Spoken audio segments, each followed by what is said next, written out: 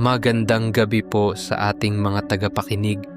Bago po tayo magsimula sa ating kwento, ay nais ko po muna kayong pasalamatan sa patuloy na pagsuporta sa aming channel. At ako nga pala si Kuya Jovi, ang utak sa likod ng Ulap Noir. Ang ating kwento ngayon ay hango sa totoong karanasan. Ibinahagi ng mismong saksi sa nangyari.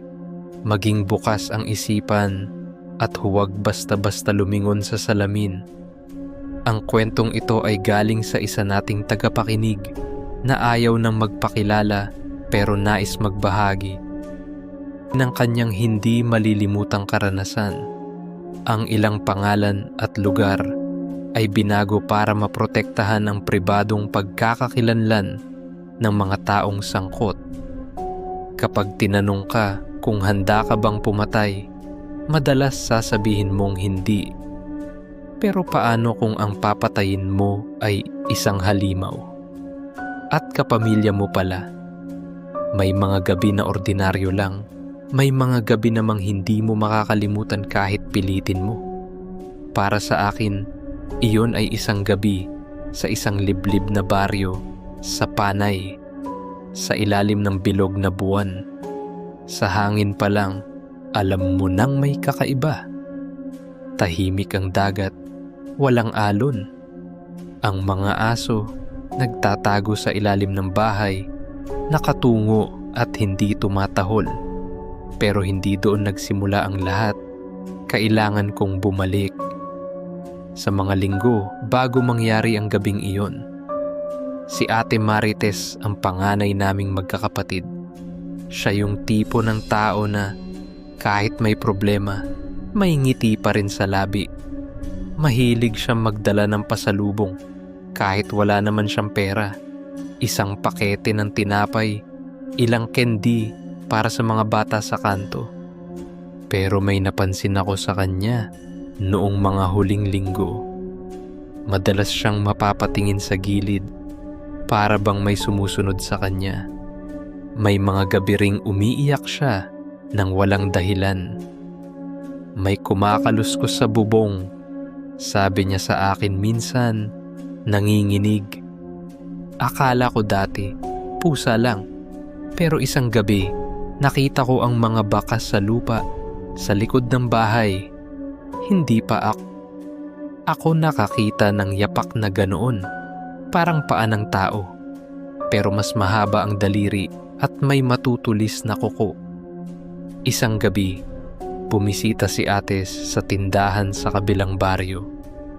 8:00 na nang umuwi siya at huling nakita ng tindera ay may isang matandang lalaking nakasunod sa kanya. Pagdating ng 10:00, narinig namin ang sigaw. Malakas, parang pinaghalong iyak at halakhak ng hayop. Kinabukasan, natagpuan namin siya sa may bakawan. Walang dugo sa katawan. Sa gilid ng labi niya, parang may marka ng matatalim na kuko. Hindi ako naniniwala sa aksidente na sinasabi ng iba. Lahat ng tanda, pamilyar sa akin mula sa mga kwento ng matatanda. Ito ay gawa ng aswang. Sa puntod ni Ate, humarap ako at nanumpa. Hahanapin kita at papatayin kita kahit ano pang anyo mo.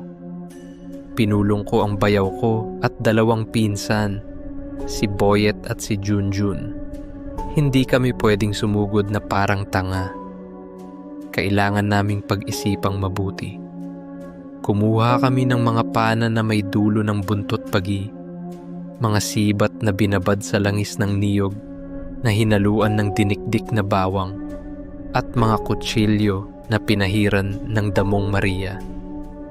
Ayon sa matatanda, kapag tinamaan ng mga iyon ang aswang, manghihina ito. Ginawa namin ang patibong, isang baboy na tinalian sa gilid ng bakawan. Alam naming maaamoy niya iyon mula sa malayo, hating gabi. Tahimik ang paligid, tanging alon lang ang naririnig. Tapos, sumimoy ang hangin, malamig, mabigat, at may amoy na parang dugo at bulok na karne. Tik, tik, tik. Yung tunog, hindi lumalapit, kundi lumalayo. Alam naming iyon ang panlilin lang ng aswang para isipin mong malayo pa siya, pero andyan na pala. Biglang sumulpot mula sa dilim ang isang nilalang. Mahaba ang mga kamay, baluktot ang likod, manipis ang balat at kita ang ugat. Ang mata niya ay pula, parang baga. Sa unang tingin, tao. Pero sa ikalawang tingin, hindi na. Sumugod siya sa baboy, inasinta, at tumama ang pana ni Junjun. Tumama sa balikat. Napasigaw siya ng parang demonyo. Sumugod siya sa agod sa amin, mabilis at mabangis. Kinagat niya si Boyet sa braso. Tumalsik ang dugo. Sinibat siya ng bayaw ko sa tiyan, pero lalo lang siyang nagalit. Naalala ko ang sabi ng matatanda, putulin ang dila, mawawala ang lakas. Sinunggaban ko siya habang nilalabanan ako. At sa isang iglap ng tapang at takot, tinaga ko ang loob ng bibig niya. Napasigaw siya ng malakas. Dumugo ang bunganga at nagsimulang manghina. Doon tinaga ng bayaw ko ang leeg niya hanggang maputol ang ulo. Habang sinusunog namin ang katawan, may nalaglag na kwintas mula sa bulsa niya. Gawa sa buto, luma at may punit na pisi. Kinilala ito ng nanay ko. Kwintas iyon ng tiyuhin naming matagal nang nawala sa baryo. Sabi nila nagtrabaho sa malayo. Ngayon alam na namin ang totoo. Hindi siya nagtatrabaho. Isa na siyang aswang.